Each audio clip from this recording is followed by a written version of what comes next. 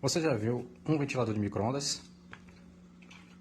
Sabe como ele funciona? Vou explicar brevemente. Bom, esse ventilador, esse aqui é o motor dele, tá? Ele é um motor de indução, ele não é de ímãs permanentes, certo? E todo motor de indução, ele funciona com o seguinte: eu tenho uma bobina, ou algumas bobinas, né? Nesse caso eu tenho uma só. E essa bobina, ela tá aqui envolta, né? Na verdade, enrolando um núcleo de ferro laminado.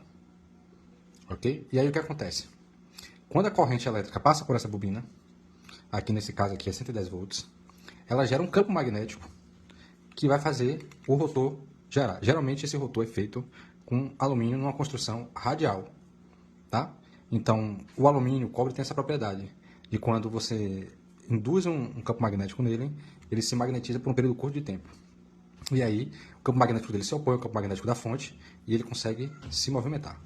Agora, observe o seguinte: geralmente os motores de indução, eles necessitam de um capacitor. Eu tenho, por exemplo, no mínimo, duas bobinas, né? No mínimo, geralmente são 3, 4, 5, 6, são várias bobinas. E aí, algumas delas, uma parte, são ligadas a um capacitor, e esse capacitor tem a propriedade de atrasar a corrente em 90 graus, num ângulo complexo, 90 graus, né? Ou seja, mudar a fase, atrasar num ângulo de 90 graus. E aí, isso vai gerar uma diferença de campos magnéticos entre as bobinas, o que gera o movimento do ventilador. É o caso do ventilador que você tem em casa, funciona desse jeito. Se você for ver lá, tem um capacitorzinho ligado à parte das bobinas que faz isso. Gera uma diferença ali de fase que faz gerar o motor. Aqui nesse motor a construção é mais simples, ou mais complexa, depende do ponto de vista. O que acontece? Eu tenho dois fios de cobre aqui, que não estão ligados à fonte de potência, ou seja, à tomada.